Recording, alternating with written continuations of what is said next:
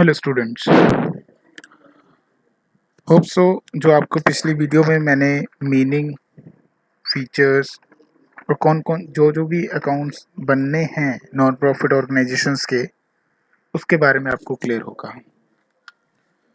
तो जैसे कि मैंने आपको बताया था कि 3 तरह के अकाउंट बनते हैं नॉट फॉर प्रॉफिट ऑर्गेनाइजेशन में। पहला है रिसीप्ट एंड पेमेंट अकाउंट, दूसरा है इनकम एंड एक्सपेंडिचर अकाउंट और तीसरा है बैलेंस शीट।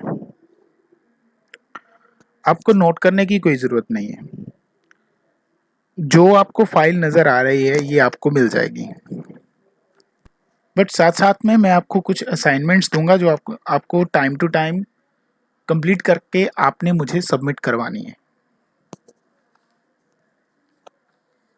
चलिए, पहला जो अकाउंट है that is a receipt and payment account.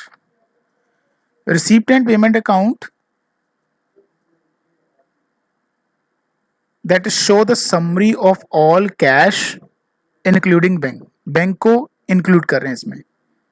Summary of all cash received and payment during an accounting year.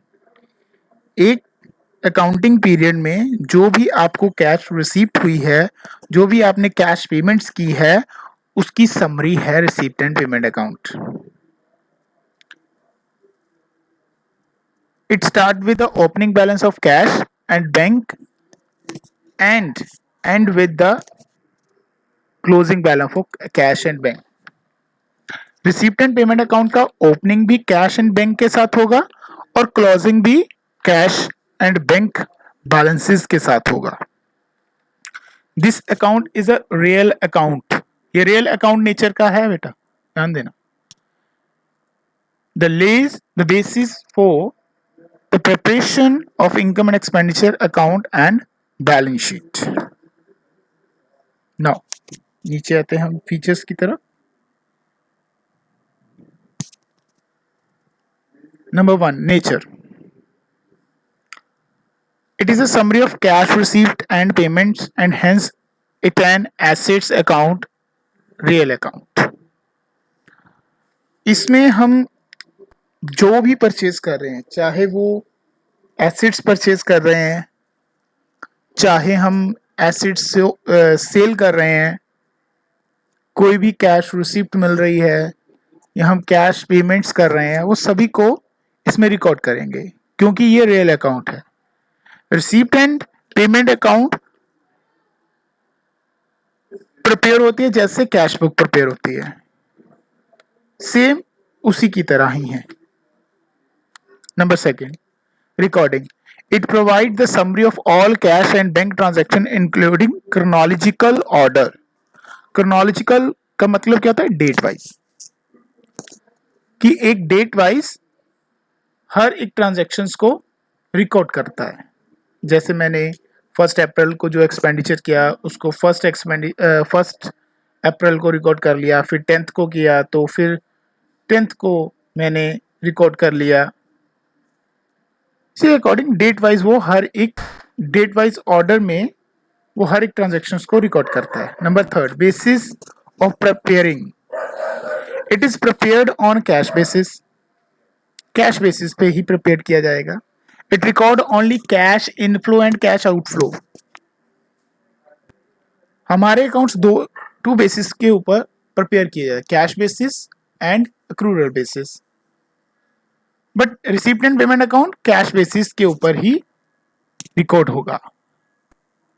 इसमें जो हमारे पास कैश इनफ्लो होगा उसको हम रिसीप्ट में रिकॉर्ड करेंगे, जो आउटफ्लो जो हम पेमेंट कर रहे हैं उसको हम कैश आउटफ्लो में माना जाएगा।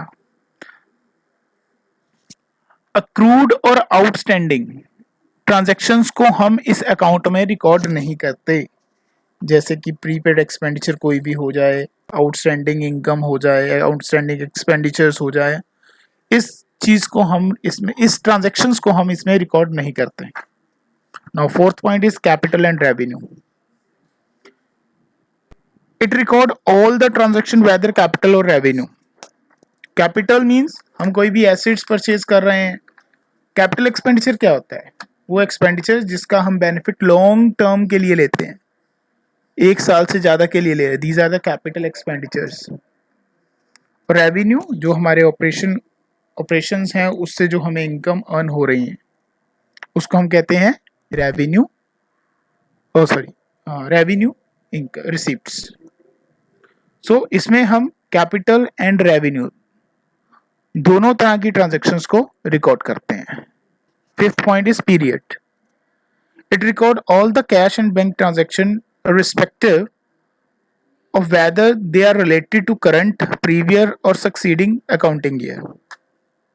रिसिप्ट एंड पेमेंट अकाउंट में हमने ये नहीं देखना कि जो हम पेमेंट कर रहे हैं वो किस ईयर के साथ रिलेटेड है, चाहे वो प्रीवियस ईयर के रिलेटेड है, चाहे वो करंट ईयर के रिलेटेड है, चाहे वो फ्यूचर में हमने उसकी पेमेंट करनी, फ्यूचर में उस किसी भी चीज का बेनिफिट लेना है, बट उसकी पेमेंट अगर करंट पीरियड में हो रही है, करंट अकाउंटिंग पीरियड में हो रही है, तो हम उसको रिकॉर्ड करेंगे रिसीप्ट एंड पेमेंट अकाउंट में।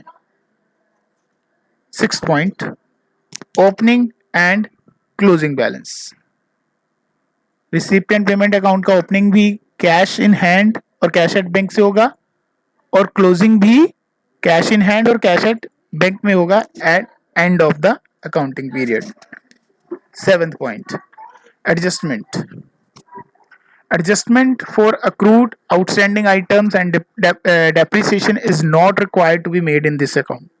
इस अकाउंट में किसी भी तरह की कोई जो एडजस्टमेंट्स है वो नहीं होती। Now 8th point is purpose।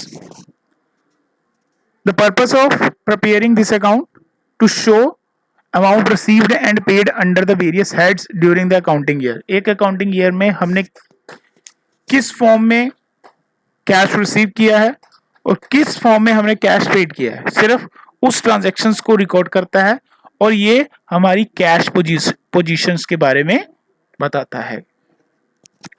ये नीचे फॉर्मेट बना है रिसीप्ट एंड पेमेंट अकाउंट का, डेबिट एंड क्रेडिट साइड दोनों साइड्स हैं। ऊपर हमने लिखना है receipt and payment account of dash for the year ending dash. Receipt side, debit side हमारी रिसीप्ट साइड होगी जैसे कि कैश बुक में होता है, सेम कैश बुक की तरह ही है। क्रेडिट साइड हमारी पेमेंट साइड है। देखिए ओपनिंग बैलेंस किससे हुआ है, to balance DD, cash in hand, cash at bank. और क्लोजिंग बैलेंस देखिए cash in hand, cash at bank. जैसे मैंने आपको बताया था ओपनिंग भी कैश के साथ होगा और क्लोजिंग भी कैश के साथ होगा। और डेबिट साइड में देखिएगा क्या क्या रिकॉर्ड किया उसने, revenue receipt, subscription, entrance fees, general donation, grant in aid, sale of old newspaper, interest on investment, dividend, local rent, rent received, sundry receipt, ये सभी उनकी रिसीप्ट हो रही है। जो भी उसको रिसीप्ट हो रहा है वो डेबिट साइड पे रिकॉर्ड कर रहा है। नीचे capital receipt, life membership fees, donation, legacy, endowment fund, sale of fixed assets, sale of investment, receipt for specific purpose and or funds, interest on specific funds and investments। और debit side पे सारे expenditure, revenue payments जिसमें salary, rent, electricity, postage, rent and taxes, insurance, advertisement, telephone charges, entertainment expenditures, audit fees, repair, upkeeping grounds, conveyance charges, newspaper and periodicals, other expenditures, gardening expenditures, sundry expenditures, capital payments में आपने कोई fixed asset purchase की है, investment की है, repayment of loan किया है और आपके बैलेंस बचा है। जरूरी नहीं है इस अकाउंट में आपका बैलेंस क्लोजिंग साइड जो है वो क्रेडिट साइड पे ही मेंशन करेगा, डेबिट साइड पे भी मेंशन कर सकता है। आप देखिएगा, ये देखिए लास्ट में to balance CD, bank overdraft. अगर आपकी इनकम कम है, एक्सपेंडिचर्स ज्यादा हैं, तो आपका बैंक ओवरड्राफ्ट होगा, तो बैलेंस आपका बैंक ओवरड्राफ्ट की फॉर्म में शो होगा।